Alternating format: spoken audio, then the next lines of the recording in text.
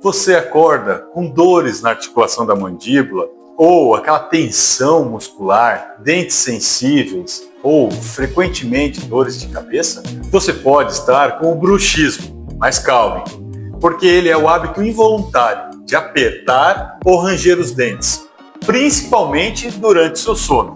Sim, com o tempo, esse hábito silencioso ele pode causar desgaste nos dentes, alterações estéticas, dores nas articulações, essa tensão muscular. O diagnóstico é clínico.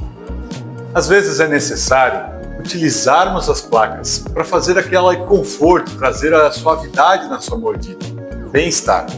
Muitas vezes também utilizamos o aparelho ortodôntico. Eles fazem aqueles ajustes oclusais, corrigem a mordida para que você possa ter bastante qualidade.